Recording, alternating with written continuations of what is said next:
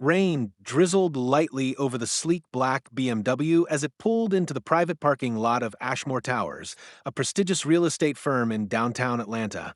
The building's polished glass walls reflected the cloudy skies, mirroring the storm brewing inside the heart of the woman who stepped out of the car.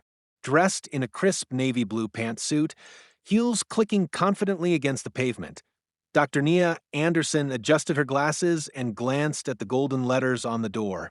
Ashmore Towers, excellence in real estate since 1962. Nia scoffed quietly.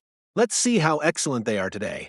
At 38, Dr. Nia Anderson was the CEO of one of the largest real estate acquisition firms in the southeastern United States.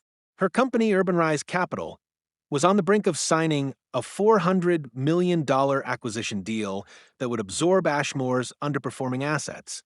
She wasn't just a visitor, she was their soon-to-be boss. And today, she had come in person to finalize the last phase of the merger. She opened the glass front door and entered the reception area. Inside, the marble floor gleamed, and a minimalist chandelier hung from the high ceiling. But before she could approach the desk, a stern voice rang out.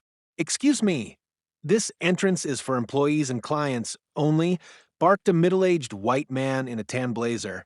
He stepped forward from near the front desk, eyeing Nia up and down. "Deliveries go around back. We're not hiring right now." Nia raised an eyebrow. "I'm here to meet with your executive team. I have an appointment at 10. The man folded his arms, unimpressed. "Miss, whoever you are, I'm going to have to ask you to wait outside. This is a private firm, and we don't allow walk-ins. If you're here to drop off a resume or something, someone will take it later." Nia's jaw tightened. She glanced at her Rolex. 9:56 a.m. "Sir, what's your name?" The man smirked. "Name's Greg Winters, head of facilities." "Why?" Nia nodded slowly. "Thank you, Mr. Winters." Then she turned on her heel and stepped outside into the light rain again, ignoring the security guard now watching her from the side. She pulled out her phone, tapped once, and put it to her ear. "Adrian," she said, speaking to her assistant, "push the clause." "The emergency authority clause?" Adrian responded immediately. "Yes," she said calmly. "Effective immediately. I'll be waiting outside. Inform the legal team." Inside Ashmore Towers, things were about to change. 5 minutes after Nia's call, the building's internal PA system buzzed to life.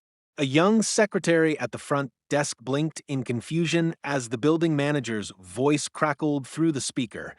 "All department heads are to report to the 14th floor conference room. Now, urgent." Greg Winters looked up from his coffee. "What the hell is going on?" Meanwhile, Nia walked calmly through the front doors once more, this time escorted by 2 lawyers and a security liaison from UrbanRise Capital. Dr. Anderson, the young receptionist, stammered, standing up quickly, now aware of who she was. Nia gave a tight smile. "Good morning." She said nothing more as she walked toward the elevators. Greg Winters, confused and nervous, trailed behind her.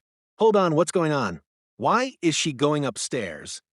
The UrbanRise security rep turned to him coldly. "Sir, you're going to want to be in that meeting." The doors closed. The conference room on the 14th floor buzzed with murmurs. 11 members of Ashmore's executive team sat around the oval glass table, fidgeting with tablets, papers, and coffee cups. They were unaware that the merger paperwork had been finalized, giving UrbanRise full operational control. The door opened and silence fell. Dr. Nia Anderson walked in, composed and powerful, followed by her legal team and a representative from the UrbanRise board. Her heels echoed like a metronome of control. "I trust everyone is present?" she asked coolly, setting her iPad down and tapping the screen. I'm sorry," stammered Michael Ashmore III, CEO of Ashmore Towers.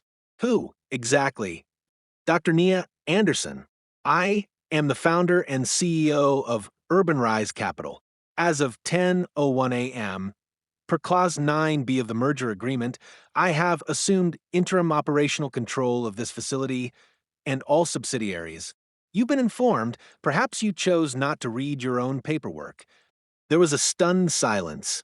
"I was told the merger was still under negotiation," Ashmore said, pale. Nia arched an eyebrow. Not anymore.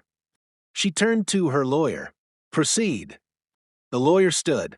Under the Emergency Authority Clause, due to serious reports of discriminatory behavior and misconduct during the transitional process, Dr. Anderson has the right to restructure the management team as she sees fit for the success of the integration. She then looked straight at Greg Winters, who had awkwardly joined the meeting, standing in the back. And it starts with you. Greg looked around nervously. Me? You didn't recognize the woman purchasing your company and told her to wait outside in the rain. You made assumptions based on her skin color and attire. That's not leadership, that's ignorance. He opened his mouth to defend himself, but Nia raised a hand. You see, Ashmore has built its brand on exclusivity. You've shut out low-income communities, overlooked minority talent, and created a hostile culture of superiority.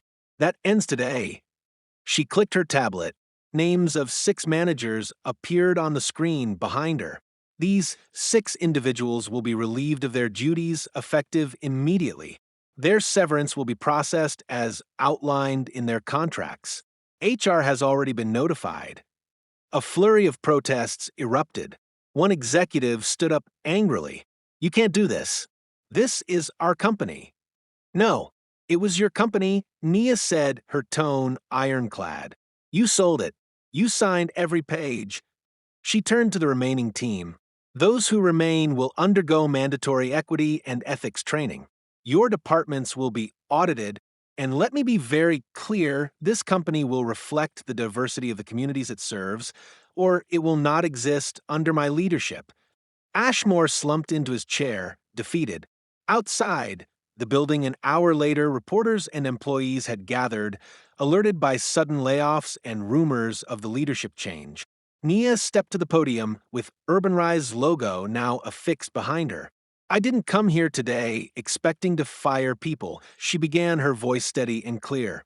But I did expect to be treated with the respect any professional deserves, regardless of skin color, gender, or background.